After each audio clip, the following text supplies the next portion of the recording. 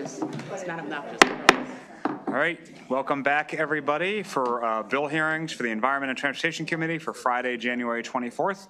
We will start with House Bill 166. It's a departmental bill, and I believe we have testifying Kate Thompson from the State Ethics Commission and Nancy Faulkner from the Maryland Judiciary. And please go ahead when you are ready. All right. Good afternoon, Chair Corman, Vice Chair Boyce, members of the committee. My name is actually Jennifer Alger. I'm the Executive Director for the State Ethics Commission. Kate signed me up.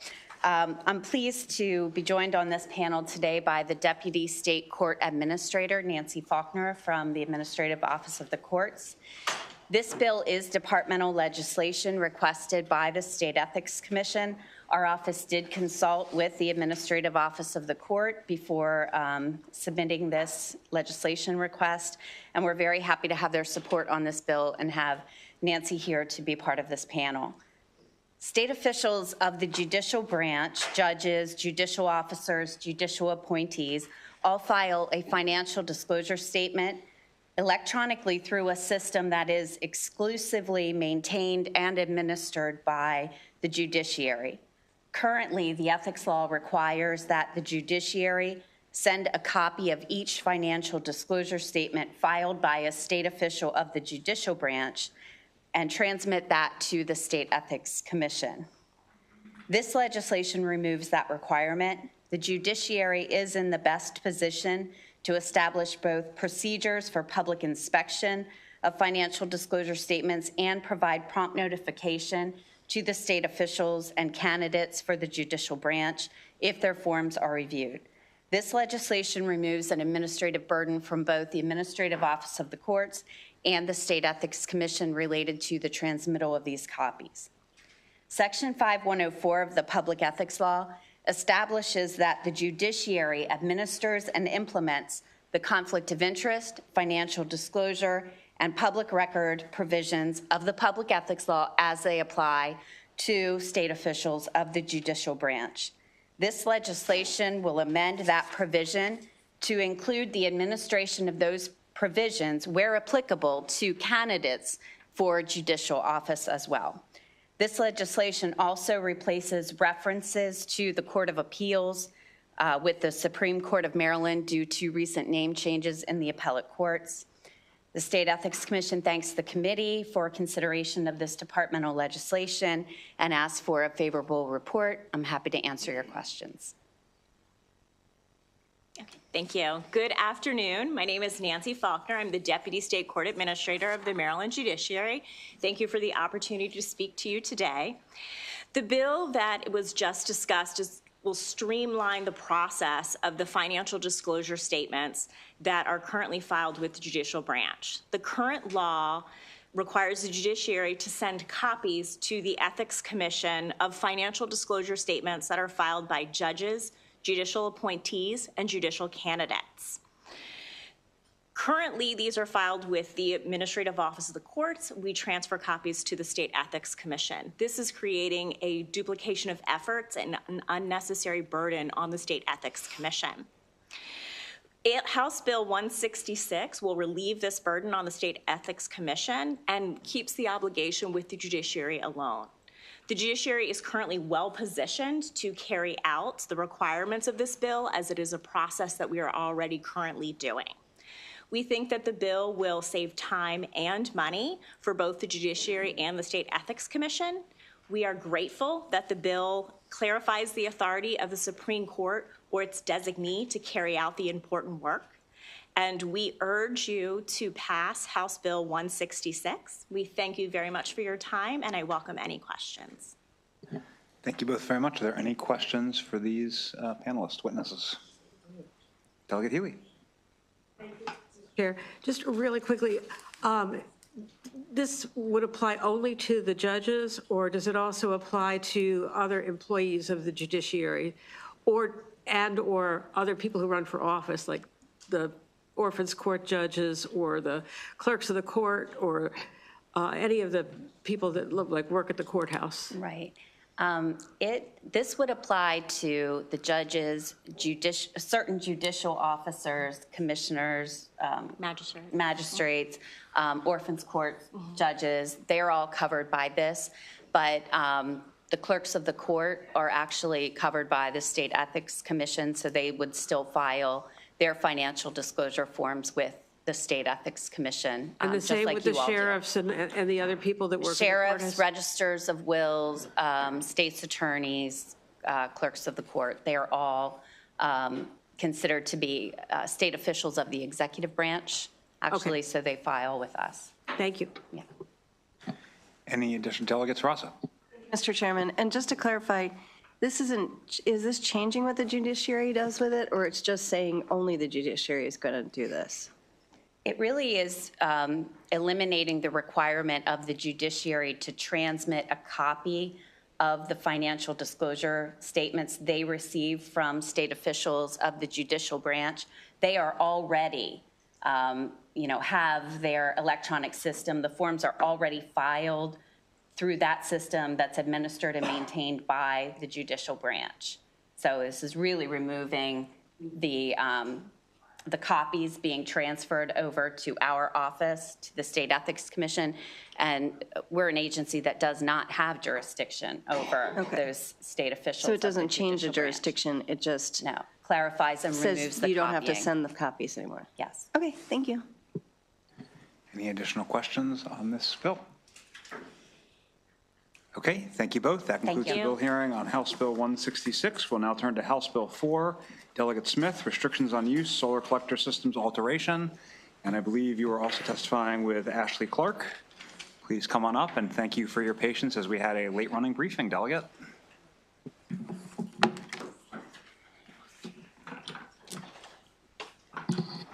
Good afternoon, Mr. Chair, Madam Vice Chair, the distinguished and hardworking members of the Environment and Transportation Committee.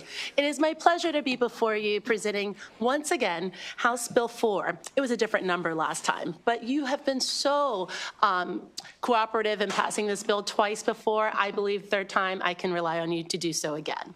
This bill has no fiscal note, so it's in adherence with the funding situation of this session, but more importantly, it adds clarity. Currently, we do have statutory provisions governing prohibitions or restrictions, rather, on the installation of solar collection systems.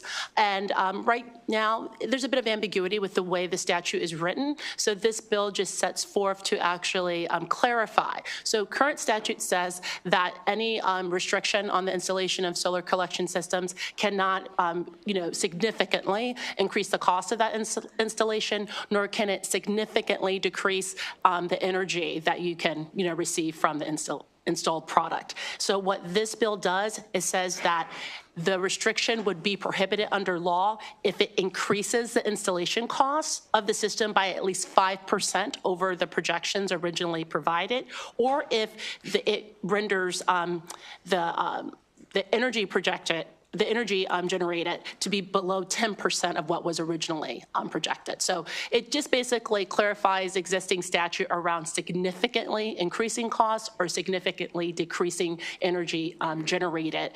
So this will aid homeowners associations and other similar governing bodies from having ambiguity about their decisions. And in no way does this revised language impact any common areas that are governed by similar housing associations. These are just your personal home. And so if there are any questions, I'm happy to answer them, but I do look forward to a successful support from the committee on House Bill 4, and I thank you for your time. Okay. Good afternoon, Chair Corman, Vice Chair Boyce, and members of the committee. My name is Ashley Clark, and I'm here on behalf of the Maryland Legislative Action Committee of Community Associations Institute, better known as CAI. CAI represents individuals and professionals who reside in and work with community associations such as condominiums, homeowners associations, and cooperatives throughout the state of Maryland. We would like to thank Delegate Smith for again sponsoring this legislation, and just echo her testimony here today on HB4. So we just ask the committee to keep in mind that the purpose of the bill is to create an objective standard for the review and approval of applications for solar collector systems on homes in the state of Maryland, and so we ask for a favorable report. Thank you. Are there any questions for this panel? Madam Vice Chair? Mr. Chair, is this bill cross-filed? Yes, Yes. Oh, good. Oh, thank you. in the Committee of Jurisdiction in the Senate. Wonderful.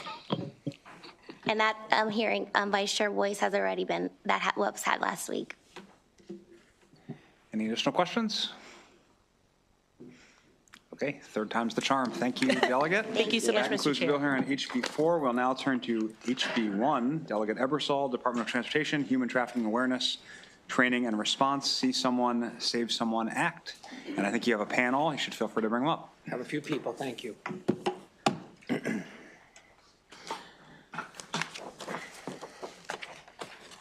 a good spot. Thank you, Mr. Chair, Madam Vice Chair, for taking up this bill. I love the phrase "third time's the charm." We're hopeful here again. This bill is only the second time before you, but 2 years ago it was in Judiciary. I don't think where it belonged. It belonged here, and you all passed it. We have a few small changes, committee, but you passed it unanimously, and it passed with 136-0 vote on the floor as well. Just so you know, the U.S. Department reports that about 27 to 28 million men, women, and children are currently held against their will and trafficked into forced labor. Maryland is a gold mine for human trafficking because of its geography and its accessibility. In a survivor survey, 63% of the victims said they utilized some combination of public transportation, such as buses, subways, and taxis, to be moved around by their handlers. And 26 of respondents stated that to get away, they used public transportation. So it's valuable for people in public transportation to recognize and be able to report people who they believe are human trafficked. The Maryland Department of Transportation is a willing participant with us on this. They would need to train their operators of buses and trains and various other public transportation to recognize the unique symptoms of human trafficking and learn how to report it. All of the necessary Good Samaritan protections are in for them so that they can be broad about seeing what they say and saving someone if they possibly can. I have with me a few folks because this is a highly charged issue that gets people very worried. I really am counting on this committee to act as they did before, but a little bit of a cheerleading would be a good thing with your permission, Mr. Chair, and thank you.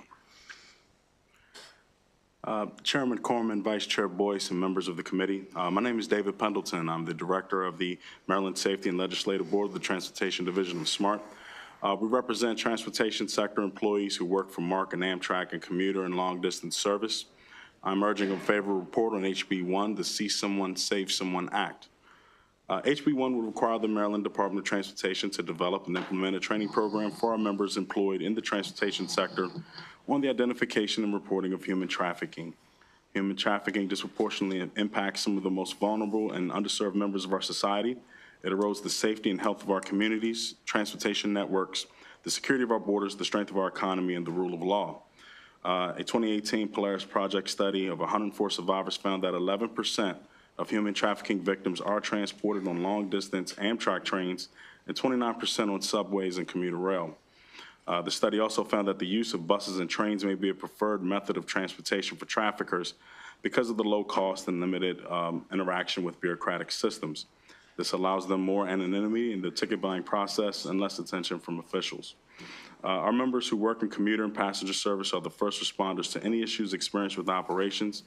They're in constant contact with the traveling public and are vigilant in observing their surroundings. With the proper training, we can be a great asset in the fight against human trafficking. It's a heinous crime that has no boundaries. Prevention requires action, and the more employees are trained in recognizing and operating these acts, the easier it is for them to see someone and save someone. One thing of note concerning HB1 is that it is silent on the training being done on paid time. While this does not affect our members, it does affect transportation workers throughout the state who do not have collective bargaining protections and we just ask the bill be amended to do so. SMART proudly supports this bill and emphatically encourages a favorable report. Go ahead. Okay. Good afternoon, Chair Corman. Move that a little closer. Good afternoon, Chair Corman, Vice Chair Boyce, and members of the Environment and Transportation Committee. My name is Maureen Evans, and I'm here today representing Howard County Executive Calvin Ball and relaying his support for the See Something, Say Something Act. We want to commend Delegate Ebersol for his steadfast advocacy against human trafficking and consistently bringing awareness and exposure to the insidious industry that transcends geographical borders. Over the last 4 years in Howard County, our Office of Human Trafficking and Prevention has identified and served a total of 107 victims of sex and labor trafficking. In 2024 alone, our Howard County Police Department recovered 22 victims from sex trafficking operations, some of which were juveniles. Through our agencies and community partners like Turnaround in Baltimore County and Hope Works of Howard County, we've helped victims through trauma-informed counseling, legal services, while also connecting them with health care, safe housing, and safety planning resources. January is Human Trafficking Prevention Month, but every day we must take actions that are necessary and a bold step towards protecting our victims. We are so pleased to see that this bill passed out of the House last year, and we hope that it passes out of the Senate as well. I have kept my testimony short and revised it, but we hope for a favorable report. Thank you.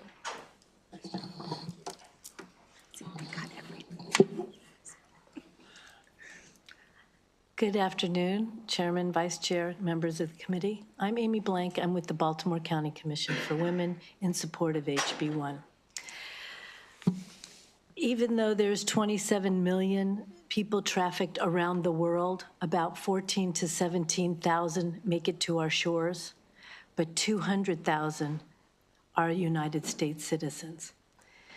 Those are young girls, ages 12 to 17 on average, who've been caught on the intersectionality of exploitation, sexism, racism, poverty, trauma. And so it's very easy for traffickers to identify, target, entrap, transport, and exploit these victims.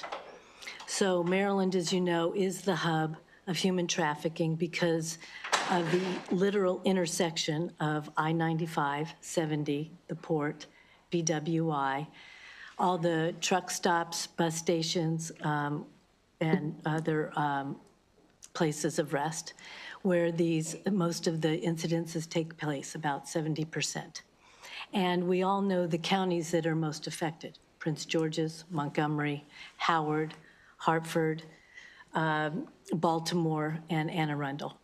And so what this bill does is exactly what we did 2 years ago when we passed the legislation training innkeepers to be able to identify signs of human trafficking and to report that to the Navigator program, which the state legislature created in 2019. So this would be the same training for the transportation workers, and all of the materials have been vetted and free of charge for MDOT. We all know See Someone, Say Something. Well, now it's See Someone, Save Someone. Thank you. I think there's a virtual witness on your panel, Delegate Joyce King from the Maryland Human Trafficking Task Force.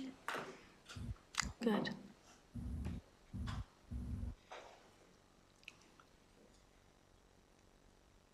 Ms. King, can you hear us?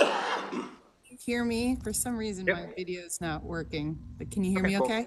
We can hear you now. Please go ahead. Thank you so much. Hi, my name is Joyce King. I'm Chief Counsel at the Frederick County State's Attorney's Office. I've been a prosecutor for 12 years, prosecuting human trafficking and child exploitation. I'm here on behalf of the Maryland Human Trafficking Task Force, asking for a favorable report for HB1. Our task force has existed since 2007, and we're made up of collaborative partners on human trafficking, government agencies, local and state, federal partners, as well as victim service agencies. And our task force is very supportive of HB1. I'm just going to echo the sentiments of the panelists and not be redundant, but just based on my experience as a prosecutor here in Western Maryland and our task force, the Intercept Task Force, that's Interagency Persons Trafficking Task Force. We see a lot of these cases out here in Western Maryland because of I-70 as well.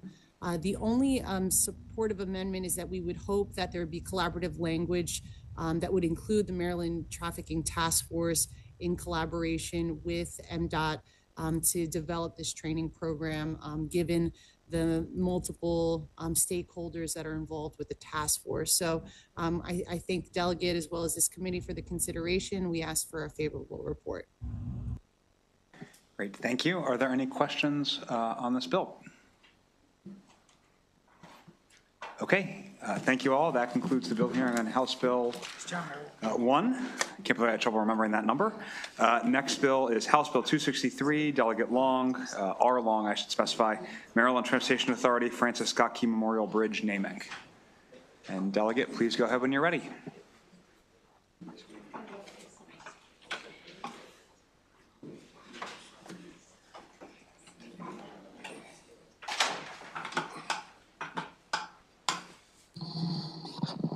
Good afternoon, Chair, Vice Chair, and this esteemed body of legislators. I want to say that you guys are probably the second most good-looking people that I know. Hardworking also. That, on the record, I'm Delegate Bob Long. I'm here on HB 263. Let me put my glasses on. As we all know, what happened back in March of last year, we had a catastrophic failure when the bridge was hit by a container ship.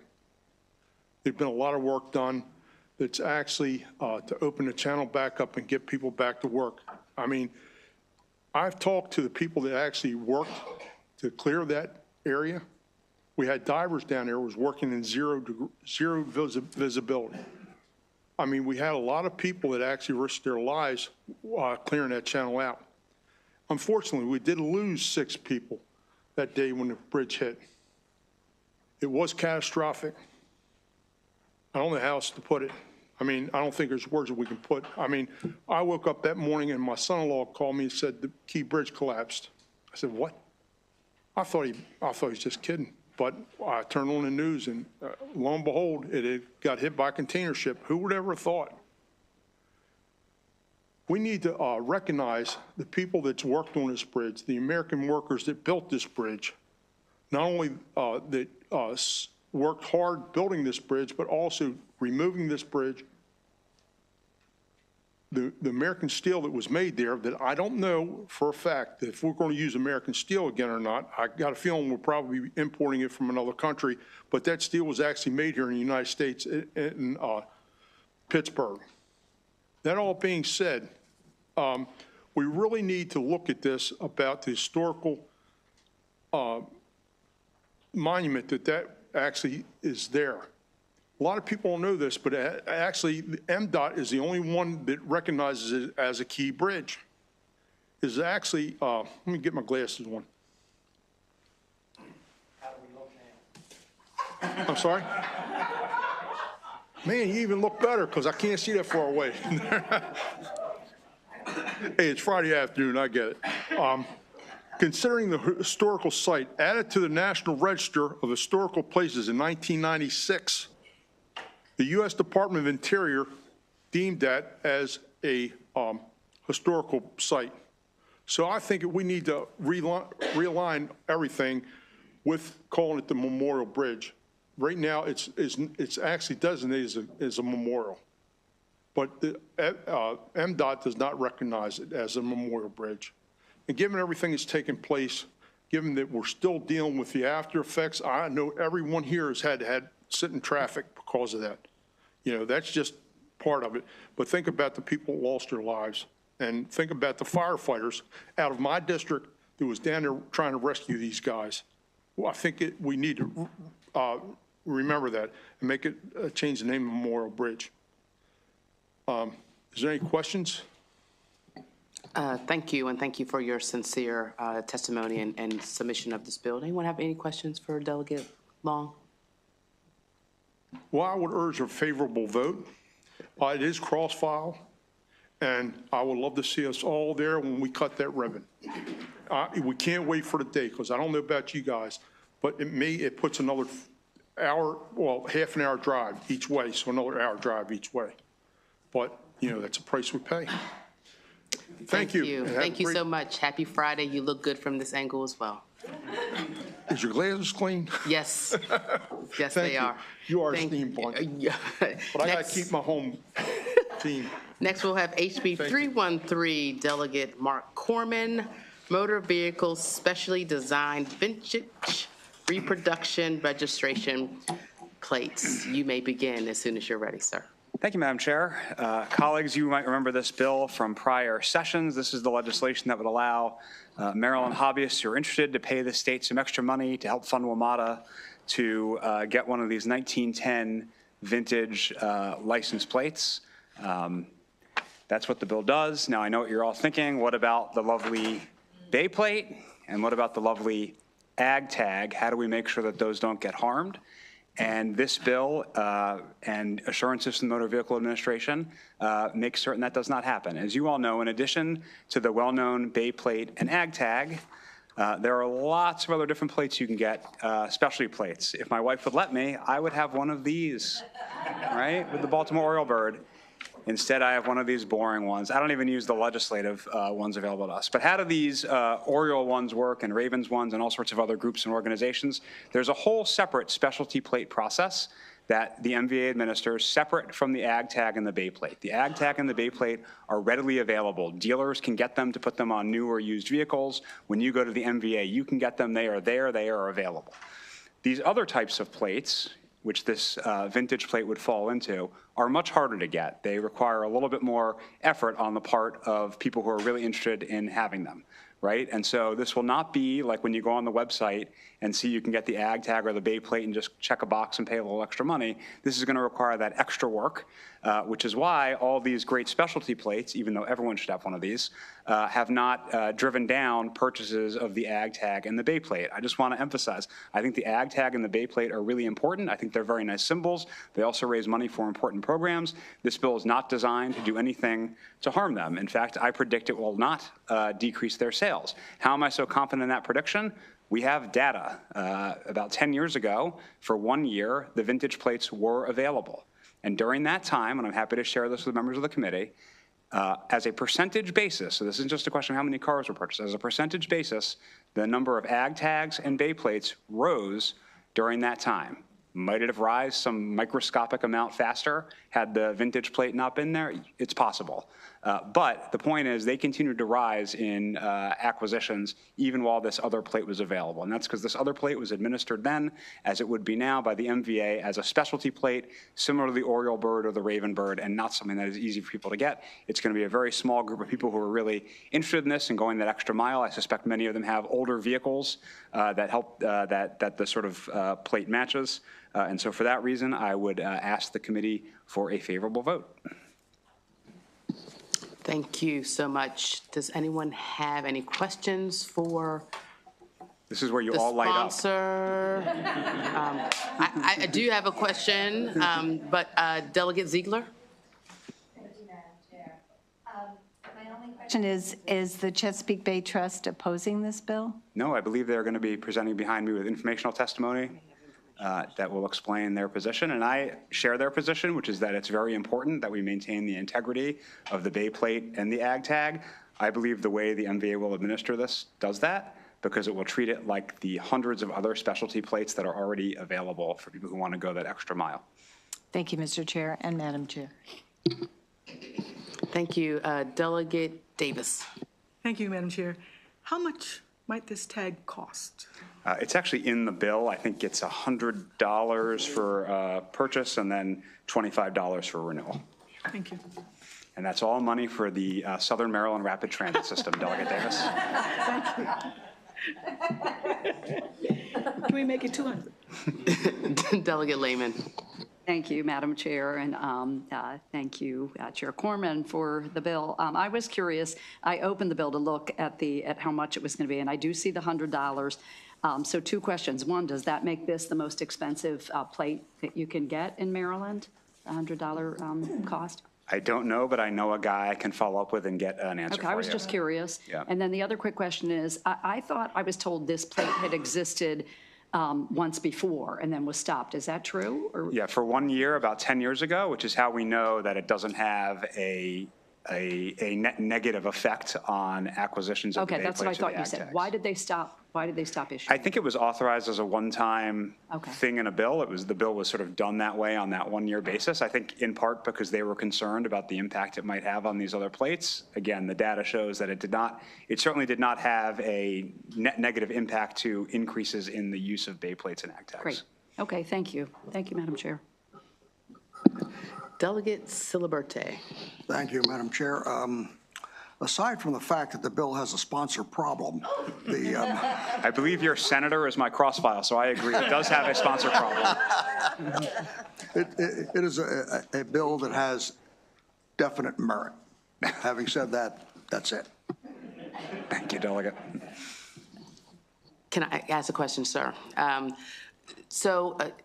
Just so the rest of the group can understand here, and as I understand it, and I certainly think, and then we'll call up Jana Davis from the Chesapeake Bay Trust, isn't it so that unlike the Bay and Ag tags, those are printed en masse, where this would have to be printed one by one, which makes it a little harder essentially to get?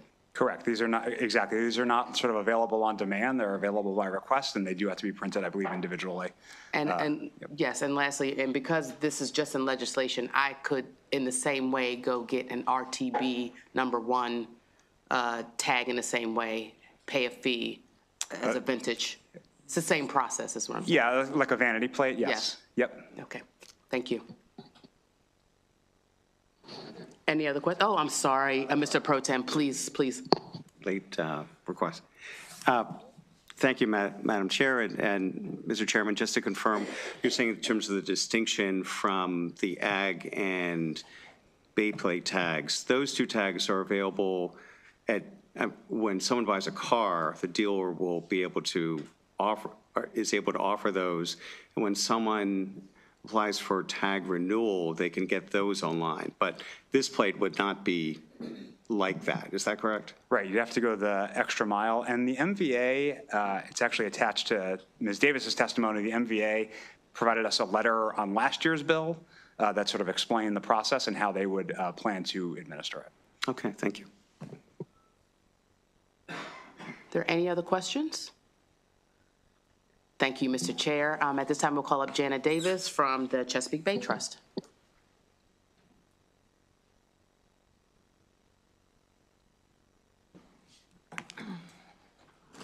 Thank you so much, Madam Chair and Mr. Chairman.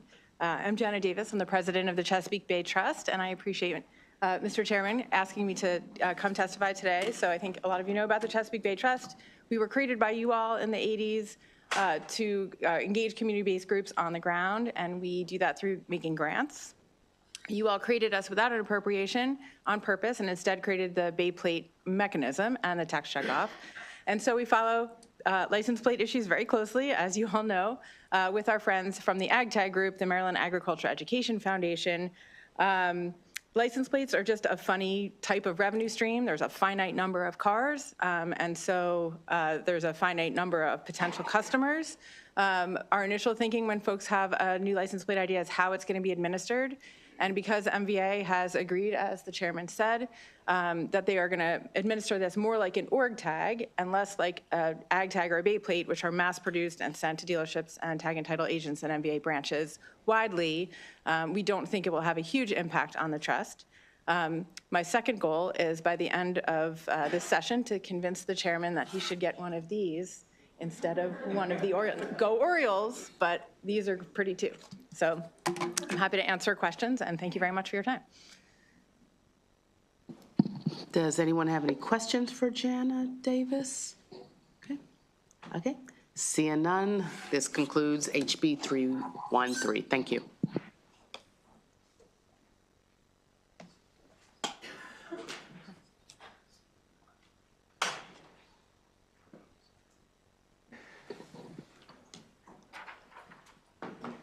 All right, we will now turn to House Bill 292, Delegate Homes, Cooperative Housing Corporations, Condominiums, and Homeowners Associations, Funding of Reserve Accounts, and Preparation of Funding Plans.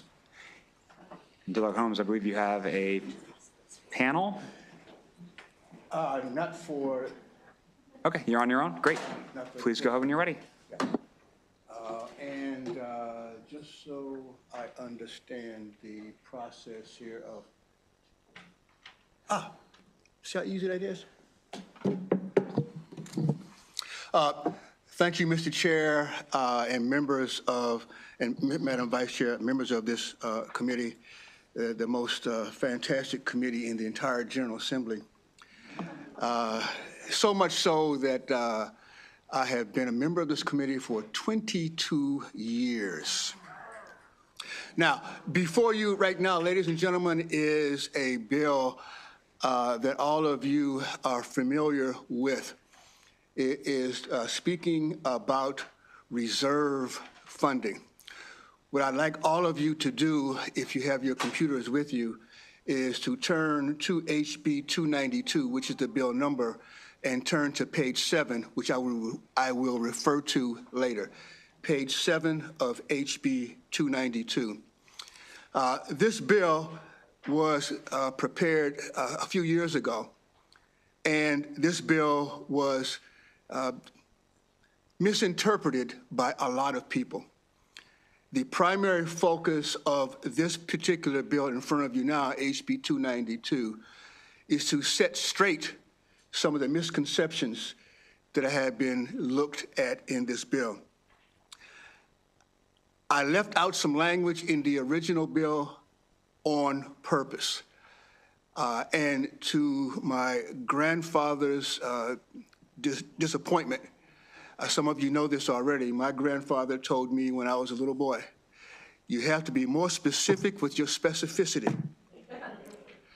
I did not follow my grandfather's advice, which is why this bill is before you again this year. What I want to explain to you is that I did not specify the type of funding that should be required for a reserve fund, and I did that on purpose to my grandfather's disappointment.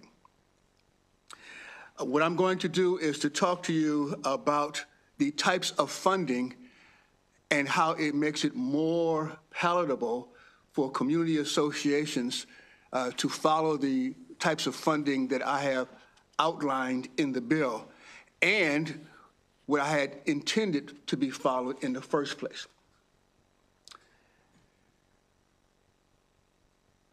There are several different types of funding that are available and recognized by reserve study specialists.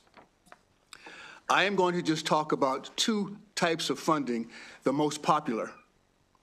And the two types of funding that I'm going to be discussing with you are the cash flow method, it's called the pooling method, and the component method. It has been misinterpreted throughout the entire state of Maryland that Delegate Holmes meant to require the component method. That was not my intent.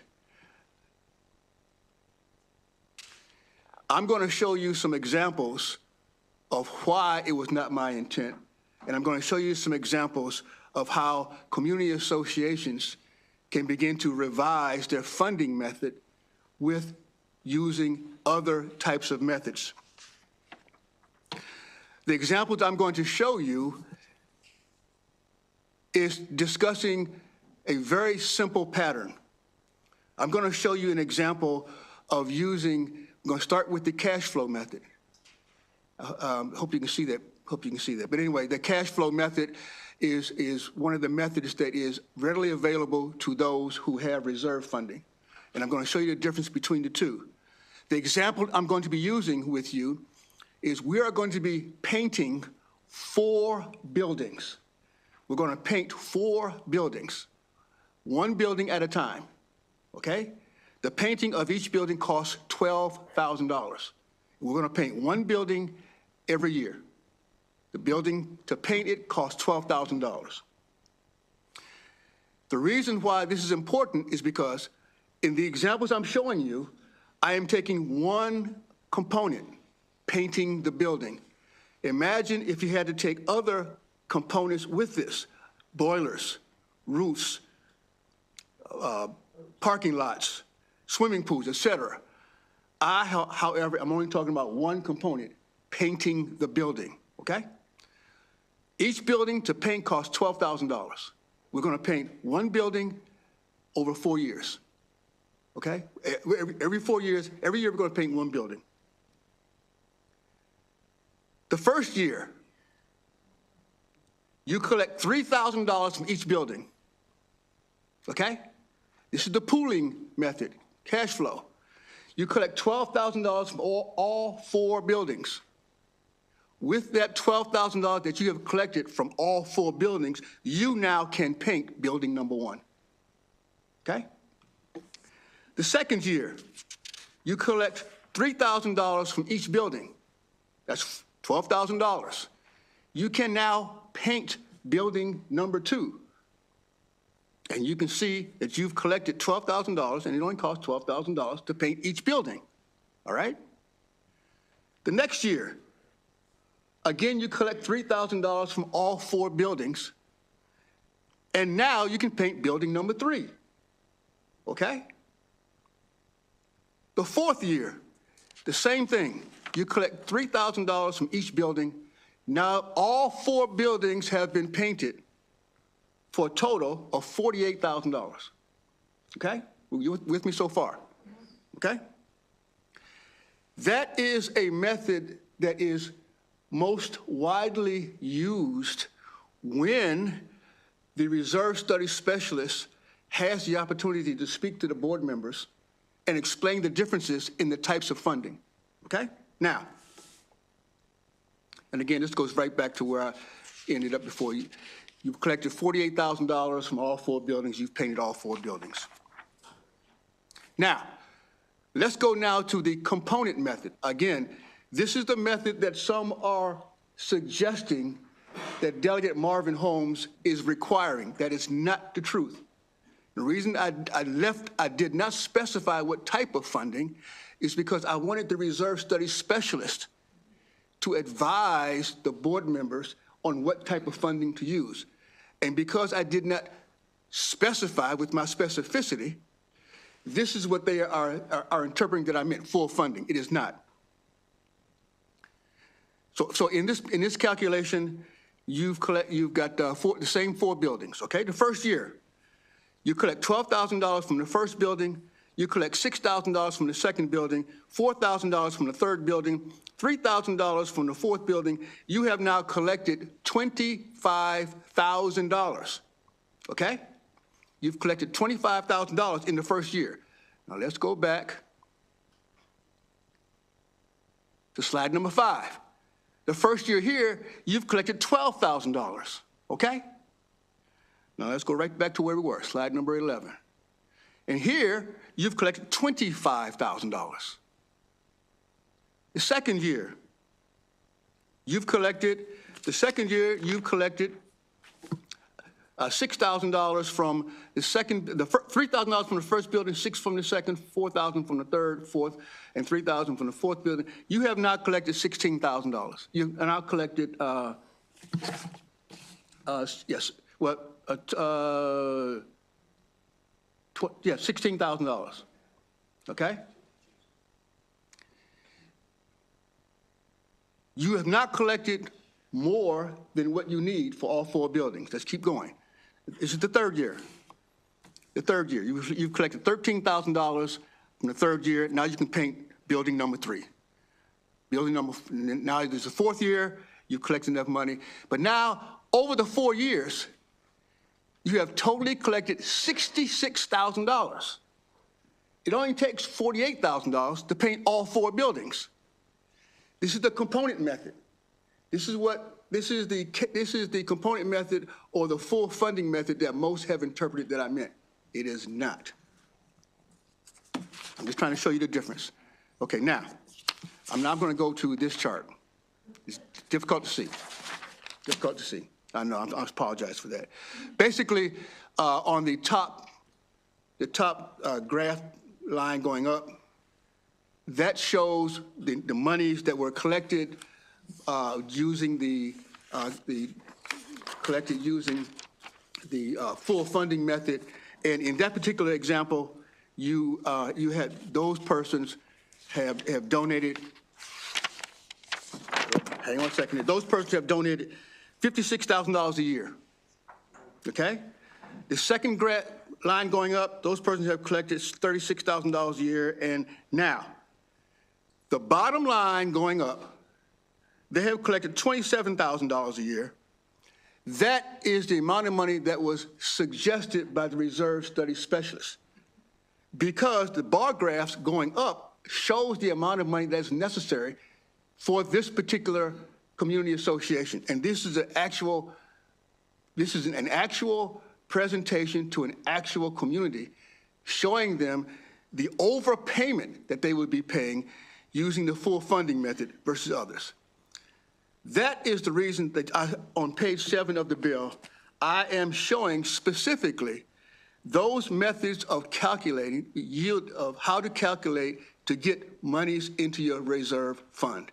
I hope I didn't go too deep into the woods, Mr. Chair, but I just wanted to explain to people how, by conversing with your reserve study specialist, you can utilize different types of funding methods, not to be too expensive in your particular situation. And with that, Mr. Chair, I'll take any questions. Great. Thank you, Delegate. I just want to first commend you on your work on this issue. You were way ahead of the curve on the idea that buildings need to have these reserves long before what happened in Florida happened. You were on top of this, so thank you for that. I do have a couple of questions myself. Yes, sir. First, I just want to make sure I understand the purpose of the bill is to make it a little bit easier for the buildings that are dealing with the requirements this General Assembly passed a few years ago to do so. Is that an accurate summary? That is of the correct. bill?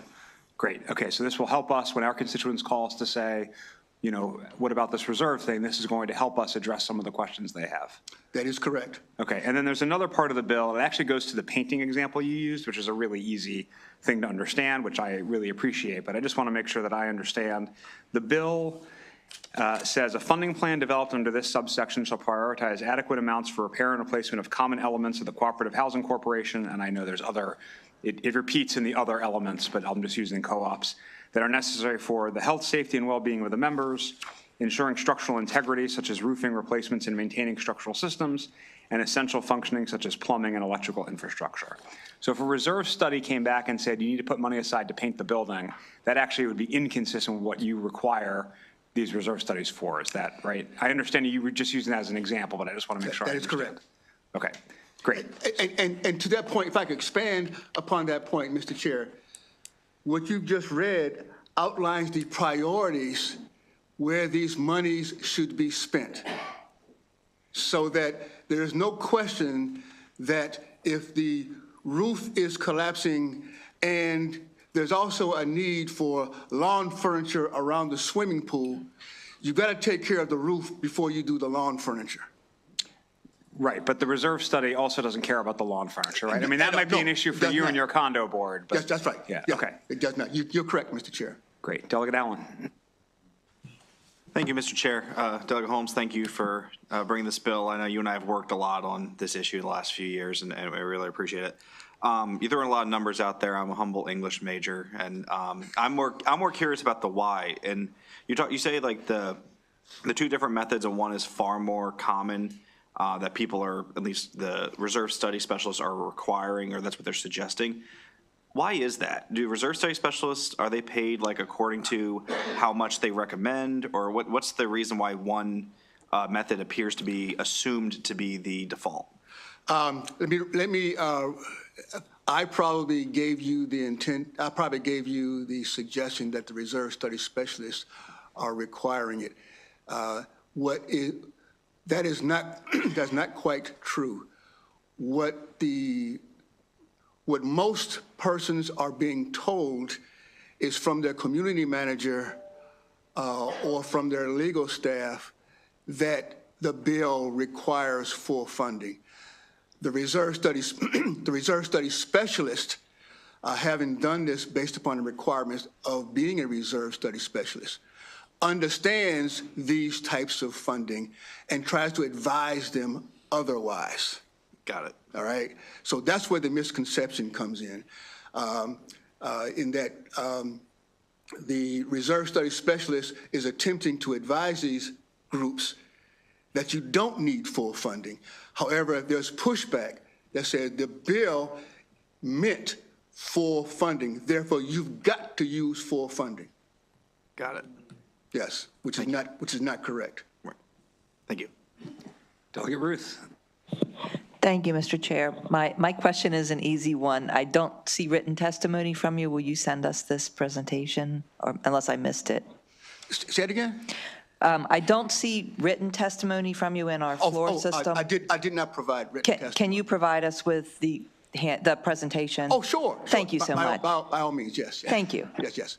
And I will provide this to you because I would like for you to also give these slide presentations to your constituents so that they can see there's methodologies that can be used without specifying that full funding method. Yes, it would be helpful to all of you. Delegate Jacobs. Thank you, Mr. Chairman. So, Delegate Holmes, just for clarification, you used one example of just painting. A lot of these people are under the illusion that, that it's multiple projects together. It could be the roof, could be the painting, could be the decks, could be the fireplace, all that came up in the reserve study. So tell me how that works. If you look at how, first off, I use the example of just painting.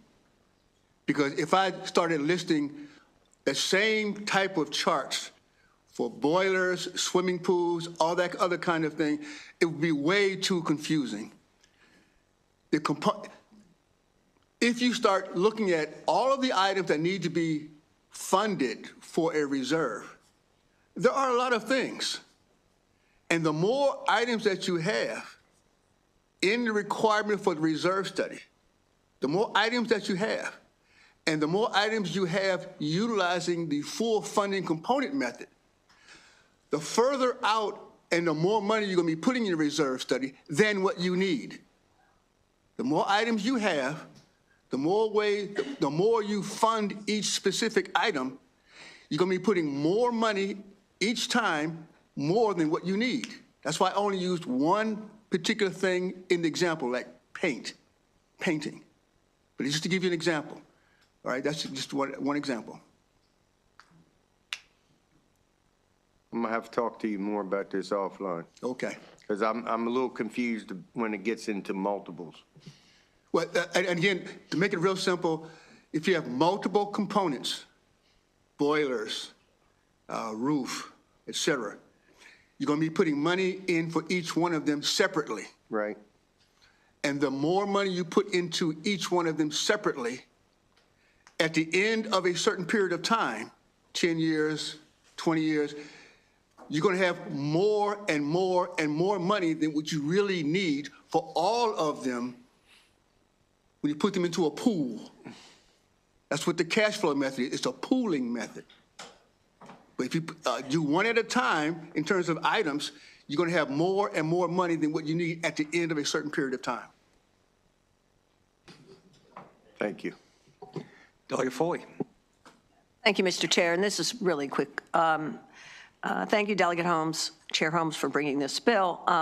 So I just wanted to point out something that you didn't really touch on that I think is in the bill, and that is it extends the amount of time after the initial reserve study that you have to attain the funding levels from 3 years to 5 years. Isn't that correct? Yes, indeed. Yes, Thank indeed. you. Vice Chair Boyce. Thank you, Mr. Chair. And as someone who called on you, Delegate Holmes, all interim, thank you so much for this and for my constituents. I want to go back to Delegate Jacobs' question.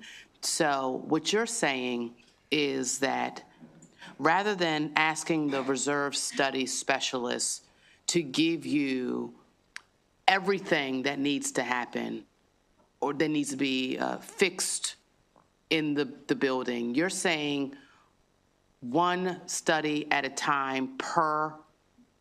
Oh, I see where you're going. I see where you're going. Or are you saying they can do the reserve study? We can know that, to your point about paint, it's $12,000 per building for the paint.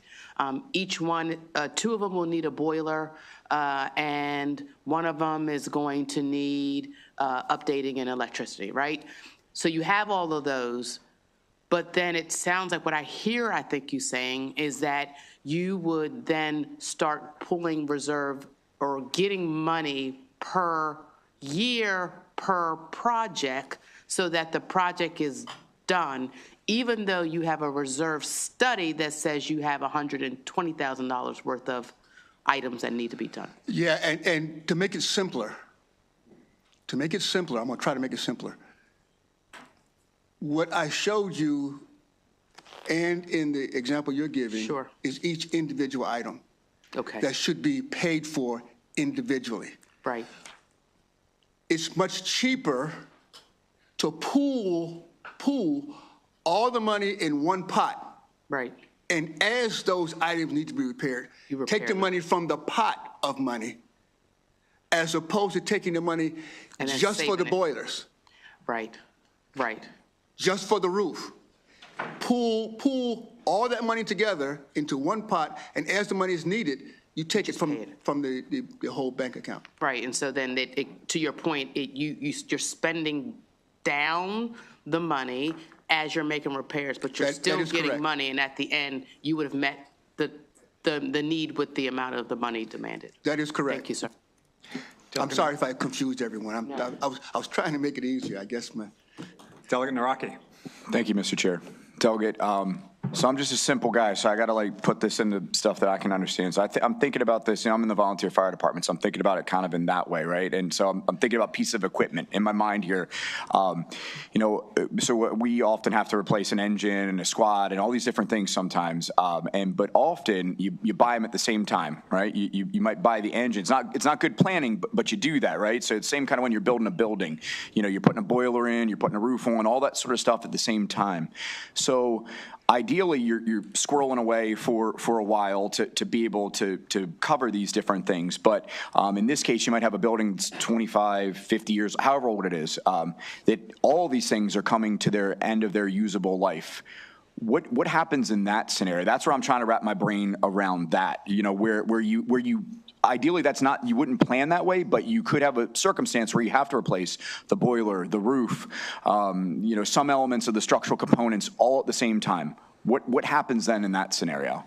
And even with that scenario, if you take the amount of money that is being collected and put it all in one pot, you can then pay for those items individually, but don't put all of the money for the boilers into a single pot. Don't take all of the money, for the roof in a single pot. You put them in a joint pot of money. And as the money is necessary, you pay for each one. Because if you keep the money into the boiler fund, okay, you're not going to need it. You may not need it for the time period when the roof becomes due, but you can't spend it because it's in the slot for the boiler. Gotcha. Okay. You follow what I'm saying? Yeah, I follow what you're saying. You can't spend that money because it's in that one component. You have to hold that money into that bank account until the boiler is ready to be paid, be purchased. In the meantime, you need the money for the roof. If you pool them together, you can take the money out of the entire account when those things are necessary. Okay. I think I understand. I might still need to talk offline with you. Yeah. Thank you. Sorry. Delegate Terrassa. Thank you, Mr. Chairman. Delegate Holmes, isn't the purpose of the original legislation to avoid the situation that Delegate Naraki was talking about, which is you don't want those all to come due at the same time. You want to be doing them over time. So the point is to be able to save up over time, just like you would in your own home.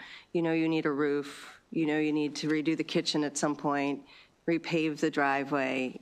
You're saving over time to get to those rather than having a special assessment on your community all at once when all those things need to be done at one time.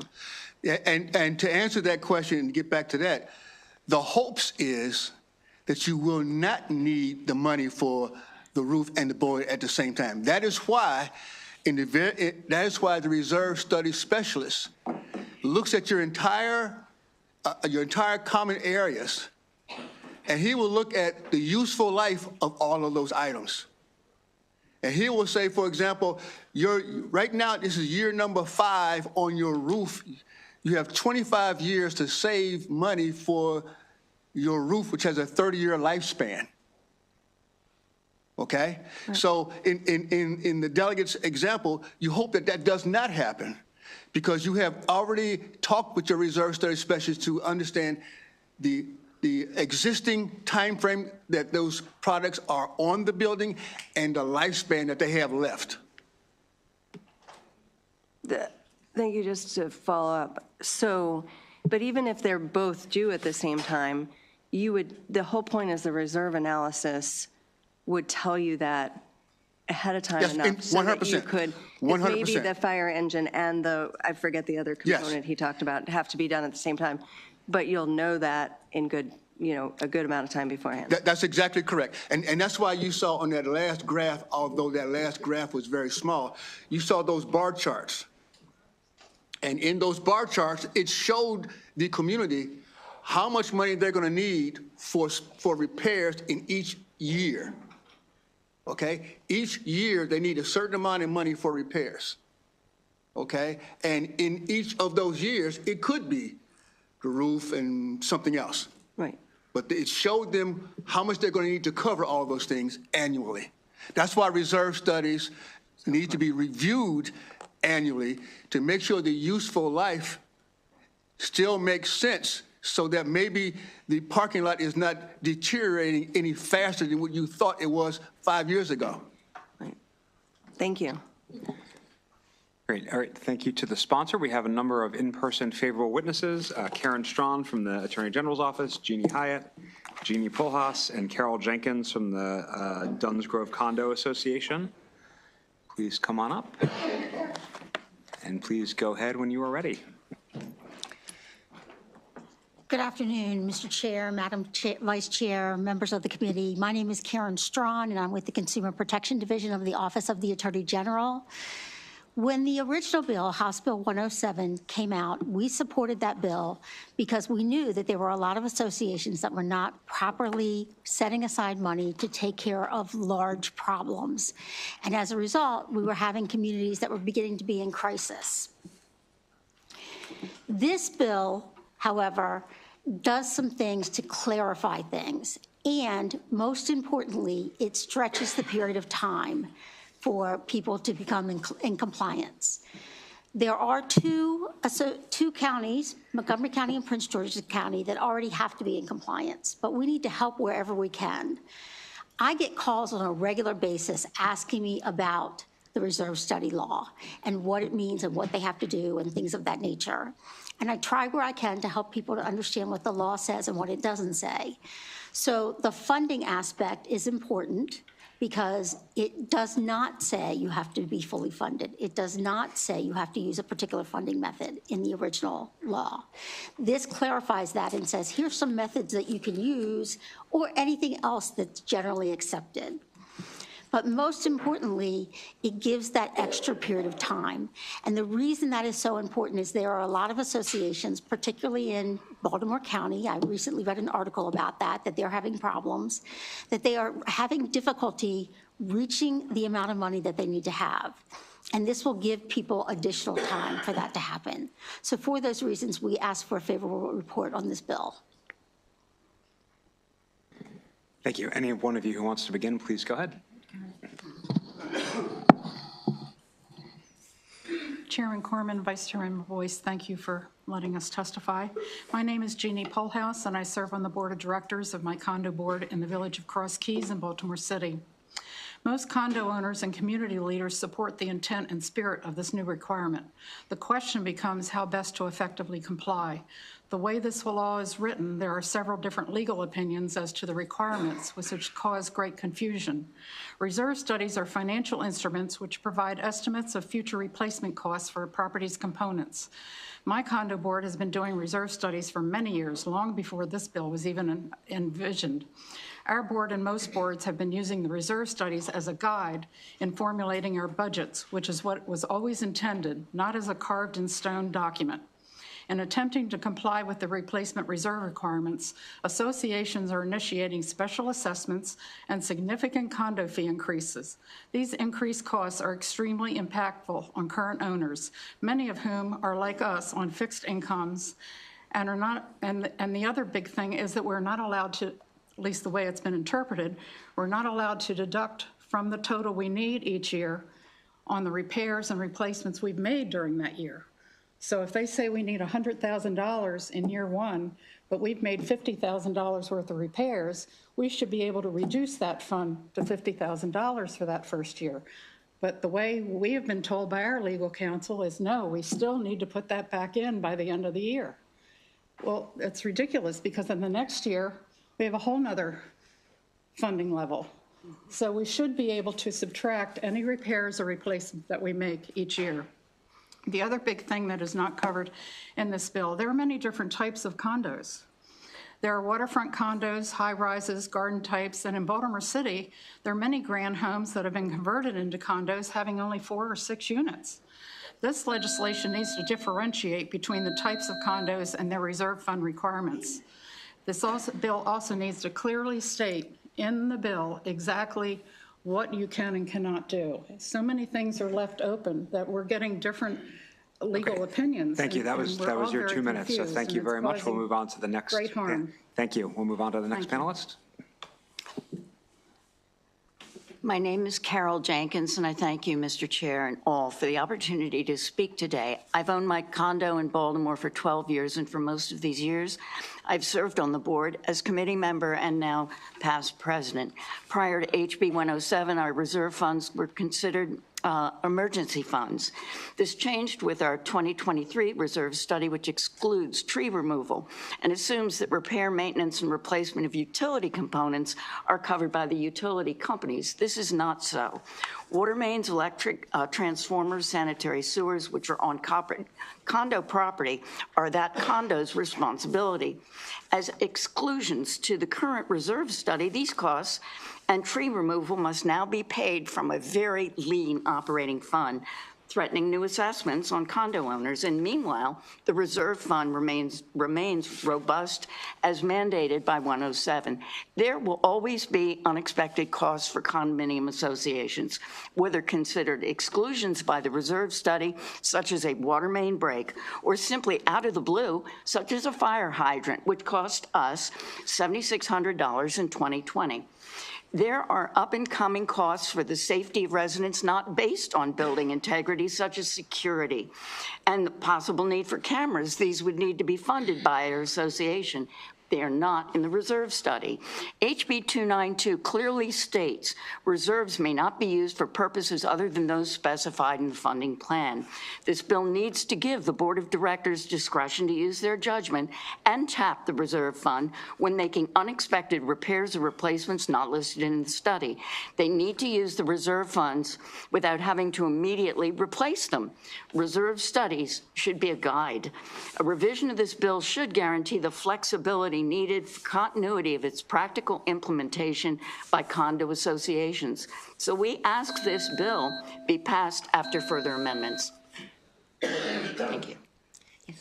Hello, my name is Jean Hyatt, and I've lived in a condo in Baltimore City for about 30 years. Thank you for the opportunity. We're here today to discuss amendments to House Bill 107, now House Bill 292. Why amendments? Because of the unbelievable different interpretations we are getting. Specifically, I've talked to 3 different lawyers who have given me 3 completely conflicting opinions of the same provision.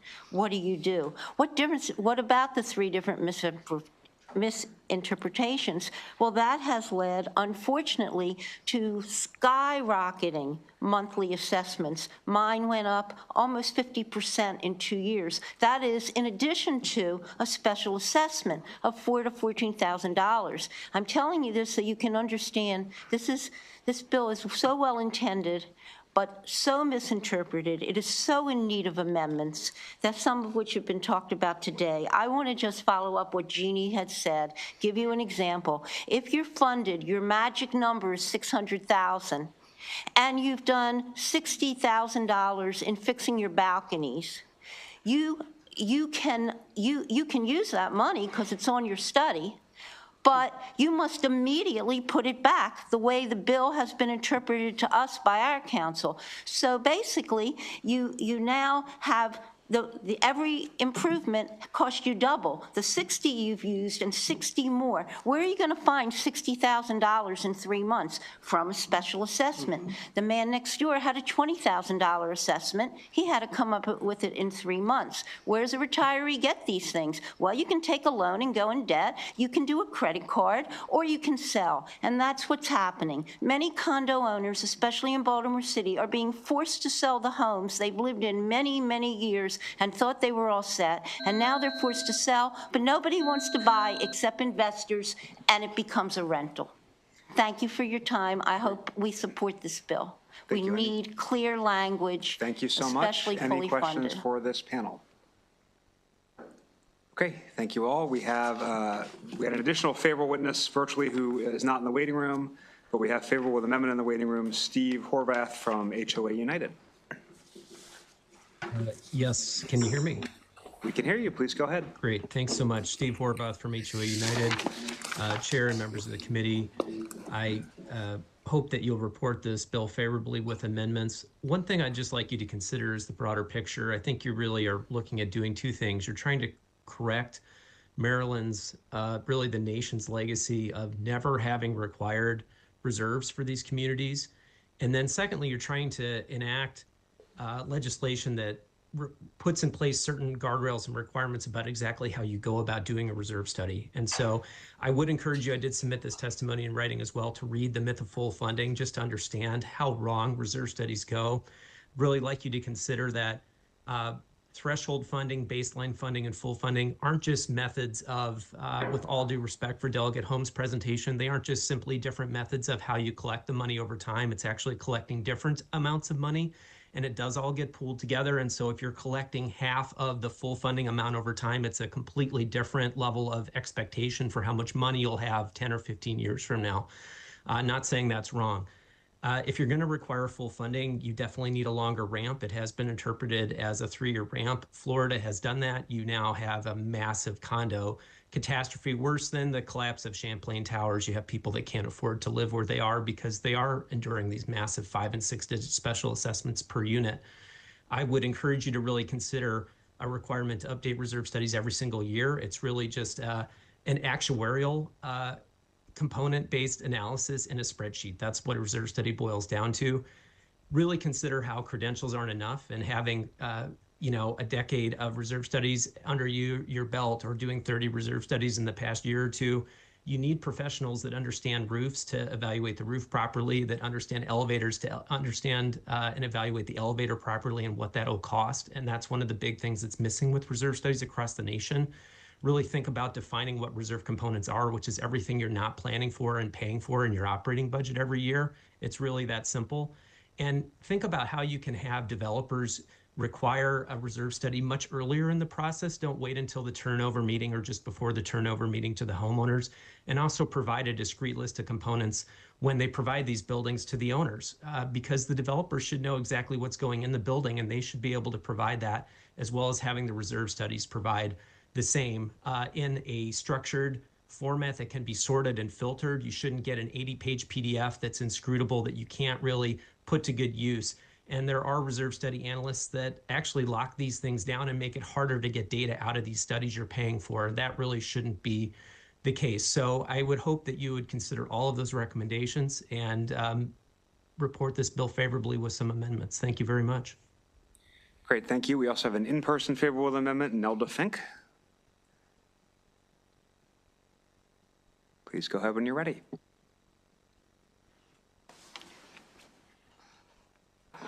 Oops. Good afternoon, Chairman and committee. Thank you for, first of all, my name is Nelda Fink. I'm District 32 President of Sussex Square Community Association. Members of the committee, thank you for giving me this opportunity to support the changes to the reserve study requirements as outlined in this bill, with a few amendments which are outlined in detail in my written testimony. First and foremost, meeting the reserve study funding must be extended over a longer period of time, and I'm suggesting 10 years. Many common ownership communities are low-income communities. To expect the lower-income communities to suddenly come up with the funds to cover all that's necessary to catch up on their maintenance is placing a severe financial burden on those communities and owners and creating an imbalance of the value of the property with the cost of living in that community. In other words, when the monthly assessment becomes as much as 70 or even 80% as much as the mortgage payment, the cost to live in that community no longer balances in the value as assessed by the no longer balances with the value as assessed by the mortgage company. Many communities are headed in this direction, as you've heard already today, with the strain of meeting the current funding requirements of the reserve study legislation. And the result will be squeezing the current owners out of the community, displacing them into possibly government-assisted housing, putting additional strain on the government. If the property lasted for 20 years in its current state, it will last another 10 years, allowing the community to ramp up the funds to make the community great again. And then a couple of the amendments, Section 5, measurements and quantities need to be industry standard units of measure, not square footage. Roadway blacktop is not measured by square footage, fill dirt is not measured by square footage, and sewer lines are not measured by square footage. The lifespan of components must look at the current usage, and the engineer needs to look at the current usage of the component rather than industry standard usage. Normal traffic on my road is 130 cars twice per day. That isn't much and doesn't require the roads to be reconstructed every 20 years, as the engineer suggested.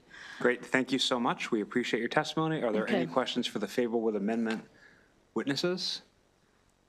Okay, I do not see any, so that concludes the bill hearing on House Bill 292. We'll call Delegate Holmes back up for House Bill 347, Real Property Recordation and Land Records Requirements. Delegate Holmes, please go ahead when you're ready.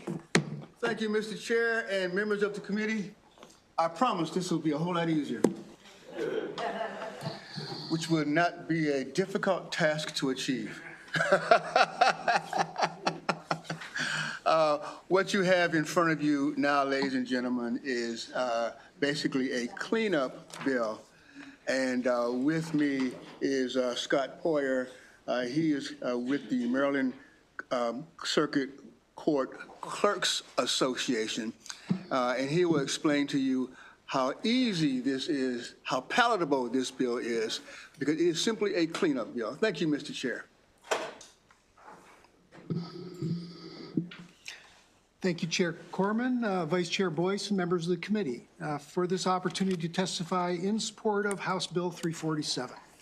For the record, my name is Scott Poyer, Clerk of the Circuit Court for Anne Arundel County, and I am also here on behalf of the Maryland Circuit Court Clerks Association, which represents all 24 elected clerks of the Circuit Court in the state of Maryland. The clerks support HB 347 because it updates the real property article of Maryland Code to reflect current technology. For instance, HB 347 removes reference to updating of paper books because land records are now recorded electronically. It removes reference to obsolete technology, such as linen copies, aperture cards, and microfilm. It removes reference to obsolete practices, such as sending paper documents to the Maryland State Archives at the end of the year. Today, because the documents are electronic, we send them throughout the year.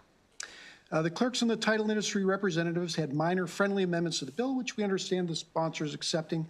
With those amendments, we fully support this bill, and we ask for a favorable report on HB 347. And also, the clerks would like to thank Delegate Holmes for sponsoring this bill. Thank you very much, sir. And I'm available to answer any questions. Thank you. Delegate Long.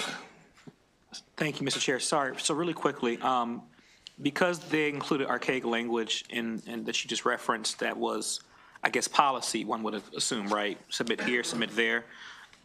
By removing that, is that saying that we should still add in and make sure there are certain policies detailed? Does it make sense? Certain policies detailed about what the process is now?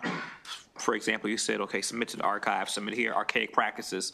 It was very detailed as to what should be done. So although that's being removed, should that still be within statute about what the process is now, or it's not relevant?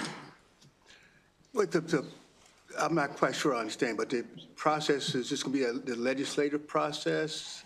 I'm not quite sure So as you were giving your I'm not sure if you understand my question as well, but so you were giving your testimony referencing some of the archaic language, but that what I'm assuming was that was in code, correct?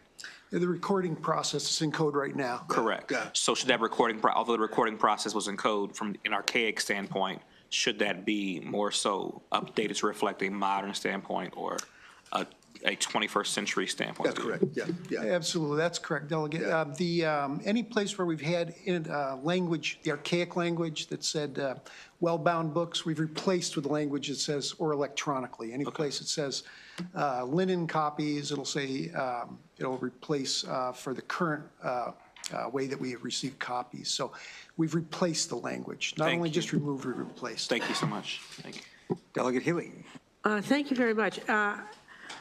In general, it's usually a good idea to go to electronic. It's more convenient, more efficient, all that. However, land records, as we know, go back to 1632. And those had to have been done with pen and ink, right? I mean, there was no other way. But the archiving of these things over time, we know that electronic media change over frequently. Things that, you know, I wrote something on a 5 1/4 inch disc, you know, maybe 35 years ago, and I can't access that anymore at all. There's nothing that can read it. So my concern is you put these things that are supposed to last for hundreds of years, these records, but you don't have a medium that is designed to last for hundreds of years. So what is the protection to keep these records from being hacked by outside influencers or by simply becoming inoperable, that you can't get to them because of advances in technology?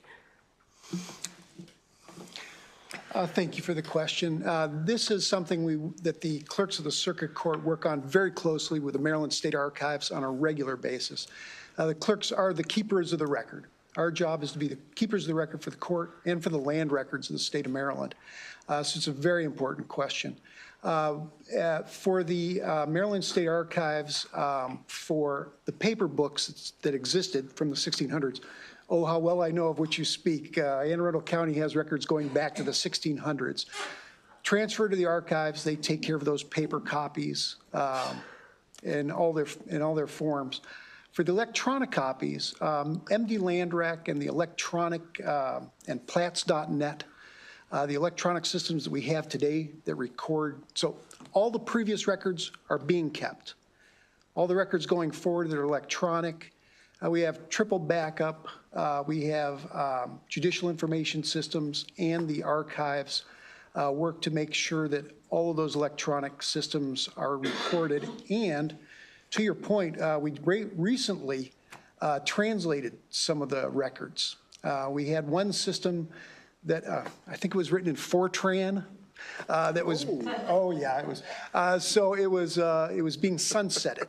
So anytime we have records that are no longer accessible by modern technology, we take the step to translate, along with the Maryland State Archives, we take the judiciary, we take the step to translate those into modern records. The clerks of the court take very seriously our duty to maintain the records of the state of Maryland. And to maintain their integrity from being hacked, that's the other question. Oh, absolutely. And that's become a growing issue, especially this doesn't deal with it, but the clerks have spoken to several of the delegates about issues we've been having with bad actors trying to get access to the records. It's a growing issue. This particular bill is an update for technology, but I'd be very happy to talk anytime to any delegates that are interested, myself and the other clerks, about the steps we're taking to combat fraud in the land records. It's much harder to go into something that was written on linen with a quill pen and faking that and making an adjustment to that. So it is. We have had paper records fraud attempts with that too. Recently had an issue in my county where a person took an old paper record. Copied the signature of the notary, and forged the rest. Wow. And tried to, so paper can also be susceptible to fraud, but we combat that too. And electronic is a very important issue, and one that's growing and one we're taking very seriously. Thank you so much. Oh, absolutely. Thank you. Any additional questions? Okay, that concludes the bill hearing on HB 347 and all our bill hearings this afternoon. I do not believe we have committee scheduled for Monday, so I will see you all on the floor Monday evening. Have a great weekend. Thanks for everyone's diligent work today.